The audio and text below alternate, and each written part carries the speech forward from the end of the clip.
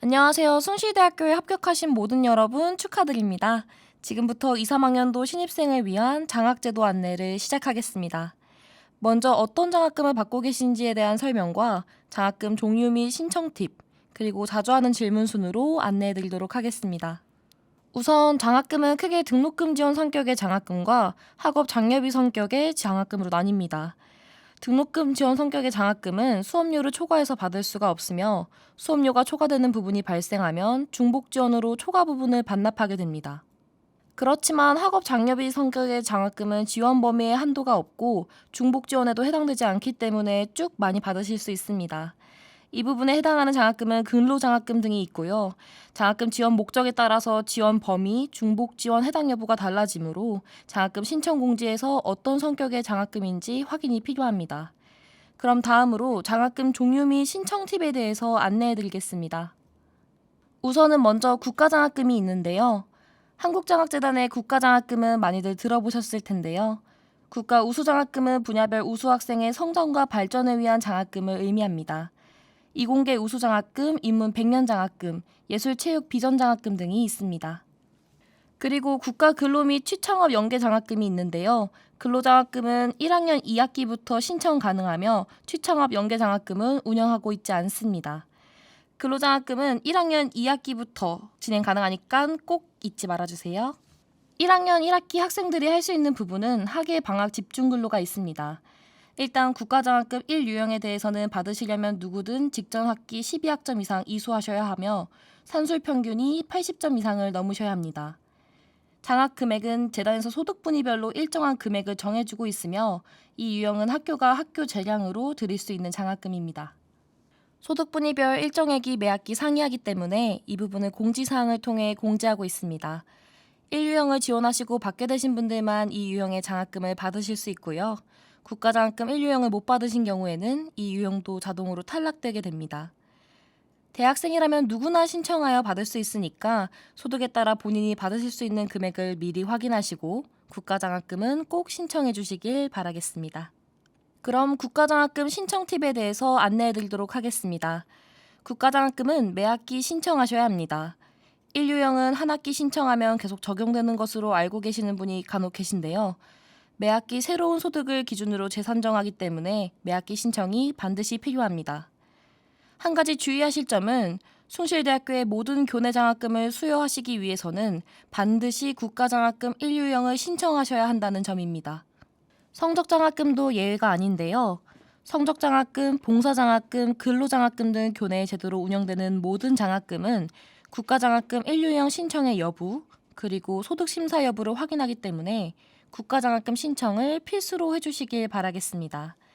그리고 자주 공지가 나는 교외장학금의 경우도 소득분위 기준으로 산정되어 선발되는 경우가 많기 때문에 1유형 신청은 필수입니다. 또한 신청하셨더라도 과구원 동의 서류를 제출하지 않으시면 선발이 진행되지 않습니다. 이 부분 꼭 유의해 주시고요. 재학생분들은 1차 신청 기간에 신청해 주시길 바라겠습니다. 만약 신청하지 않으셨을 경우 재학 중 총 2회에 하나여 구제가 자동으로 적용되지만 2회를 초과하여서는 구제가 되지 않습니다. 그리고 중복 지원자의 경우 꼭 중복 지원을 해소하여야 합니다. 수업료를 초과하여 장학금을 받으신 경우 보통 교외 장학금 수혜로 인한 경우가 많은데요.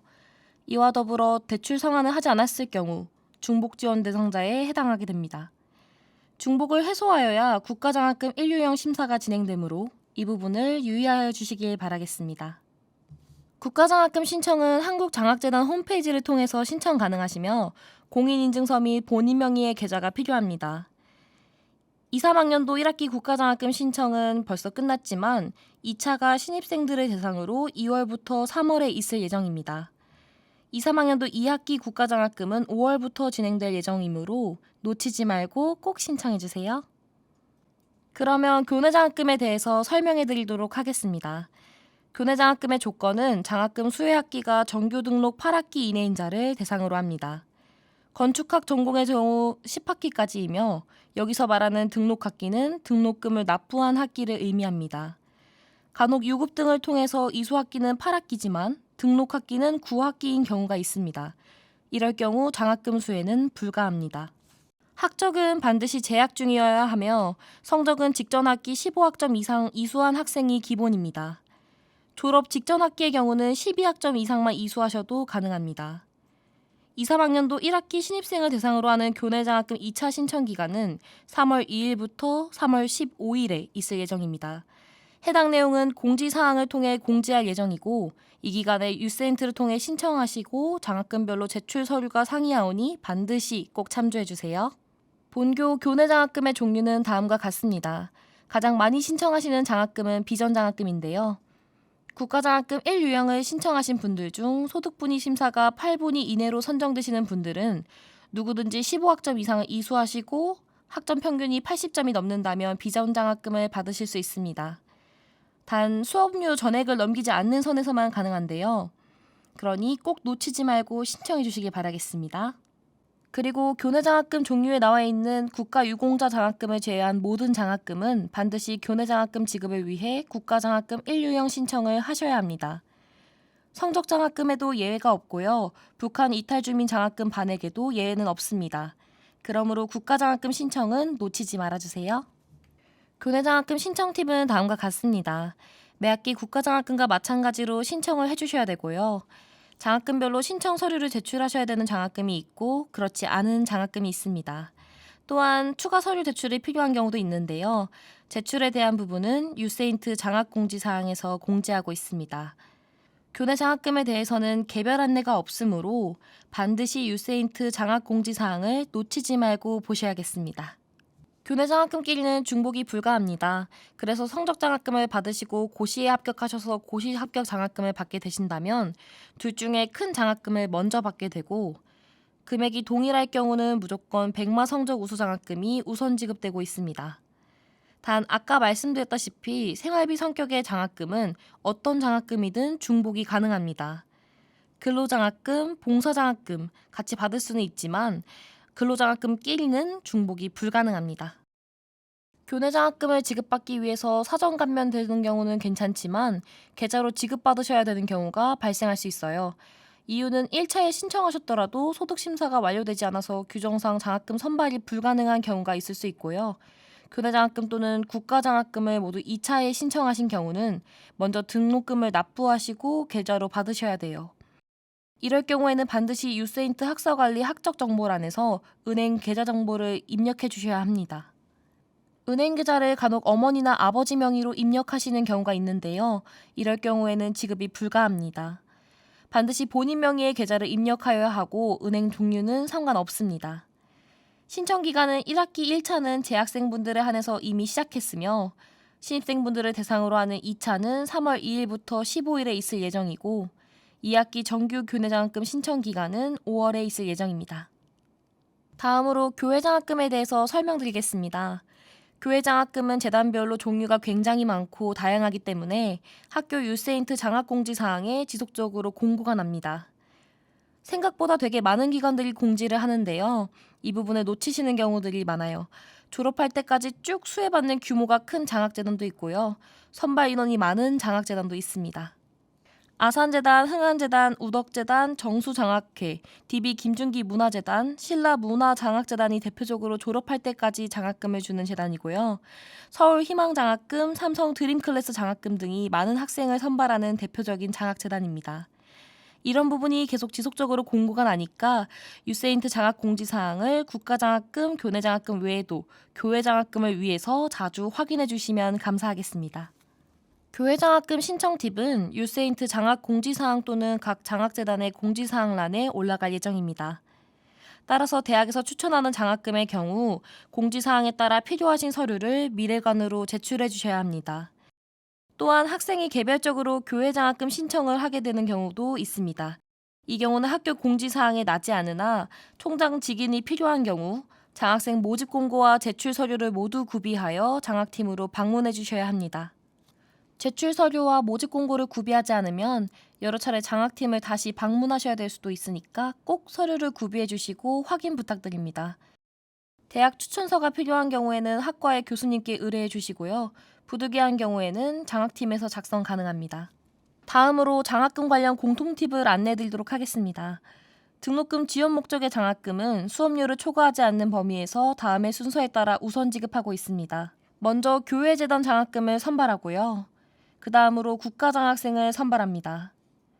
마지막으로 차액을 교내장학금으로 지급하게 됩니다. 따라서 성적장학생이 선발이 됐더라도 국가장학금으로 전액을 받을 경우 성적장학금은 탈락됩니다. 이는 수업료를 초과할 수 없기 때문인데요. 성적 및 취득학점 산정 방법은 장학재단과 장학금의 종류에 따라 상이합니다. 산술 평균을 만점으로 보는 장학금도 있고요. 평점 평균을 보는 장학금도 있습니다. 취득학점 시 F학점은 0학점으로 취득되고 취득학점에서 제외됩니다.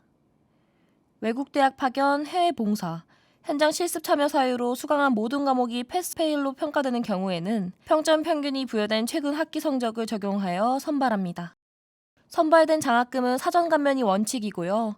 부득이한 경우 사후 지급으로 개인 계좌 지급 또는 학자금 대출로 상환됩니다. 개별적으로 사전 감면을 사후 지급으로 요청하는 경우는 적용이 되지 않습니다. 부득이하게 힘든 심사 진행이 늦어지는 경우에만 사후 지급으로 이루어지므로 이 부분은 장학팀에 문의하셔도 고지서 변경이 불가한 점 꼭 유의해 주세요. 그리고 등록금 지원 목적의 장학금은 학자금 대출이 있을 경우 대출 상환이 먼저 되는 것이 원칙입니다.